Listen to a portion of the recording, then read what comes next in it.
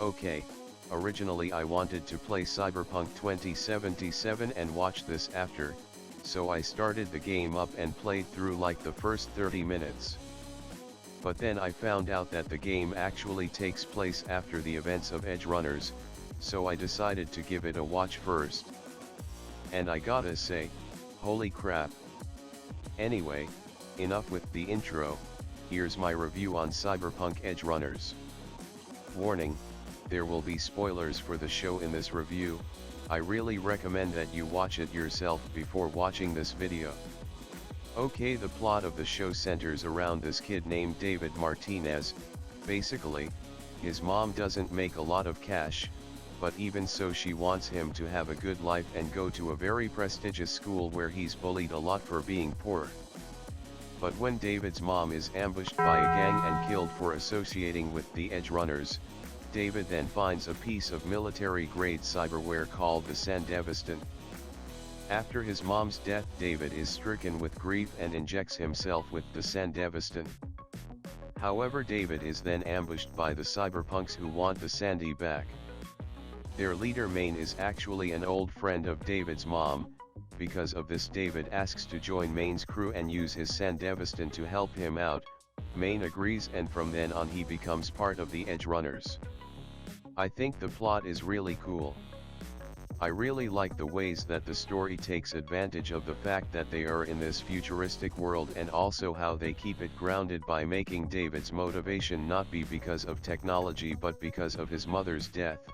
It links it back and shows that even in this corporate technological dystopia there's still shreds of humanity in the inhabitants of Night City. The animation of the show is absolutely spectacular. The show was animated by Studio Trigger, which, in case you don't know, did the animation for Panty and Stocking, Kill La Kill, Gurren Lagann, and Promare. All of these definitely have to have their own videos dedicated to them. The show is very slow-paced and dramatic.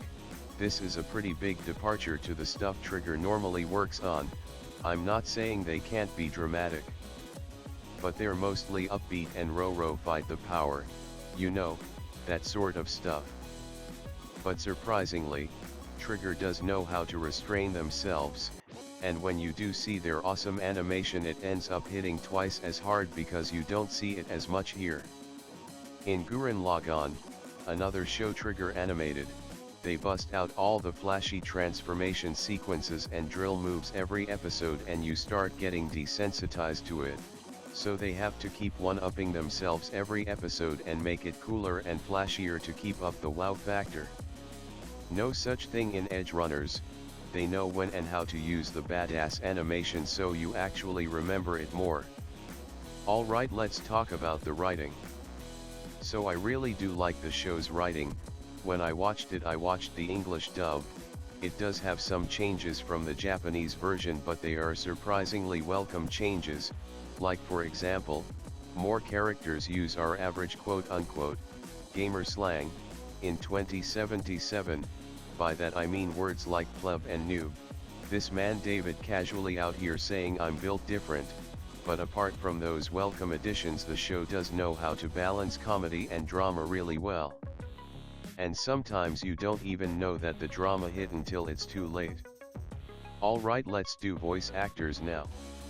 Like I already said, I did watch the English dub, so I'm just going to be talking about the voice actors that are in the English dub. First up is David, voiced by Zach Aguilar. Zach does a really good job here and I really love how he voices David. He even gives him a sort of, I don't know how to explain it, but it's like a different way of talking as he gets older. I didn't really notice that until I rewatched one of the last episodes. He's just very good here, claps all around.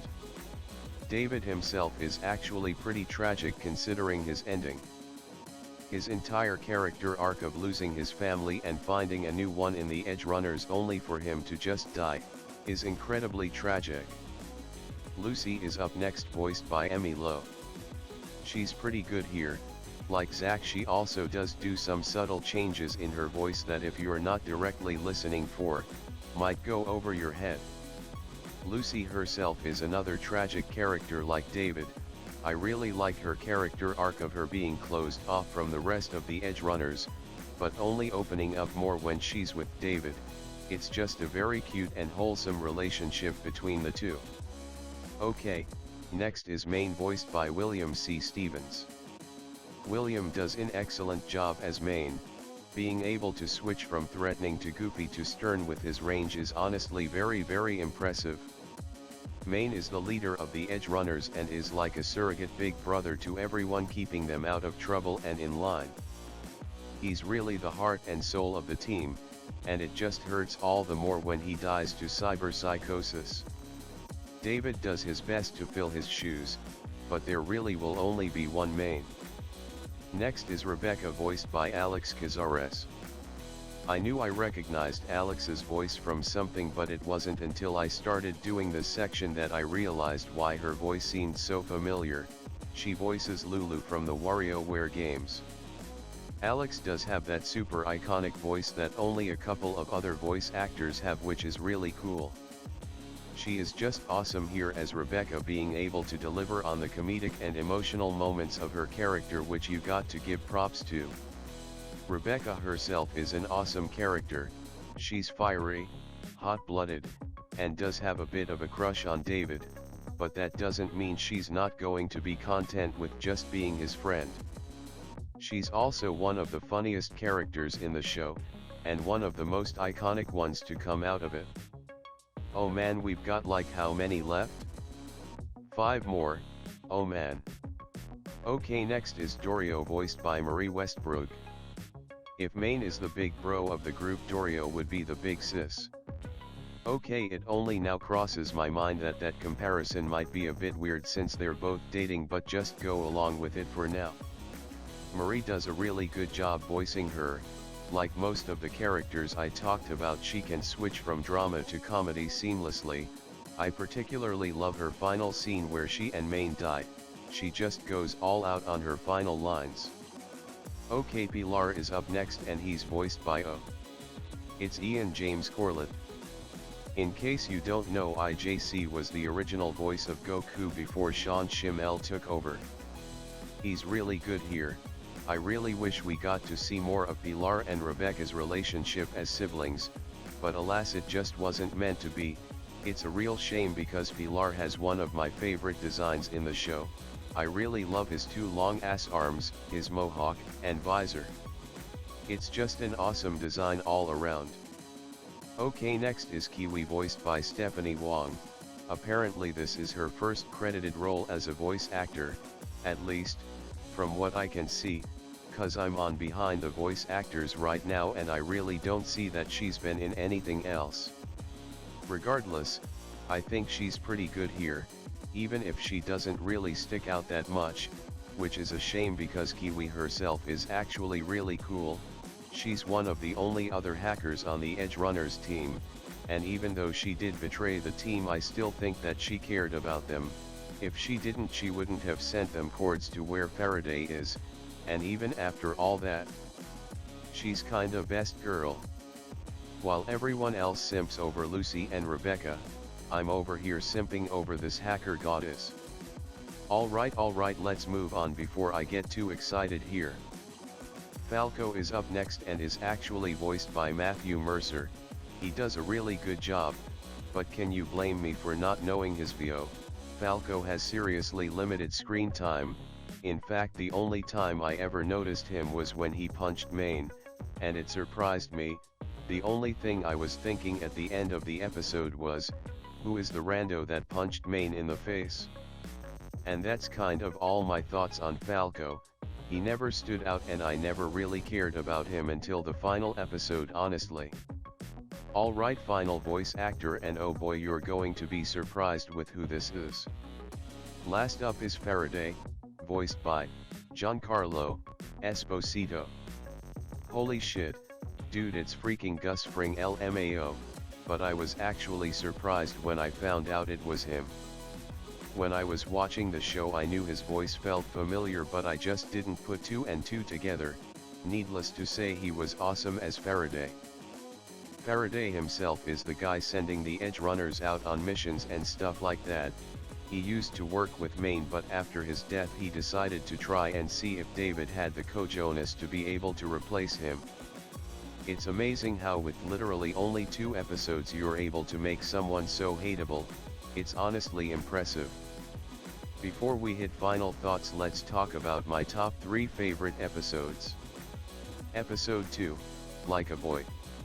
In this episode we meet Lucy and the Edgerunners for the first time. I really like this one because this is the first step David takes in the road to being a cyberpunk. It's also the beginning of David and Lucy's relationship, and I absolutely love all their interactions here. Episode 6, Girl on Fire. Alright, in this episode Maine succumbs to cyberpsychosis and unknowingly injures his friends, loved ones, and team. This is probably my second favorite episode. The drama in this one is just very powerful, and unlike the episode where Pilar dies, this one is much more emotional as Maine takes one final stand to protect David and the rest of the Edgerunners. I think this is a fitting end to one of the greatest cyberpunks of all time. Episode 10, My Moon My Man. David is now equipped with the cyber skeleton and is heading towards the Arasaka Tower as his mind starts succumbing to cyberpsychosis. This episode is just so dark. With every step David takes, his mind keeps dying until there's nowhere left for him to run. It's a really sad and powerful episode, and the ending just gets me every time. Lucy goes to the moon and remembers David, not how he died, but how he lived. She never wanted to go to the moon by herself, she wanted to go with him. Oh shit, I'm tearing up. Let's just go final thoughts. The show is incredible. The animation, storytelling, and overall atmosphere is so freaking good. All the characters are just incredible to follow, and the ending is just so emotional. I'll never be able to listen to I Want to Stay at Your House without my heart breaking a bit on the inside. I'm going to rate this show at a 10 out of 10. If you for some reason decided to stick around and watch until the end thinking you already know everything about the show, you don't. Please go watch it. Netflix really cooked a masterpiece with this one. Alright, that's about all for me. Later, chum. Why did your parents look so weird? Excuse me? Jeez, I'm sorry, okay? I didn't mean anything by it. I'm just gonna leave, and I'm gonna watch the new Edgerunners anime. Oh, they made an anime? I gotta check that out.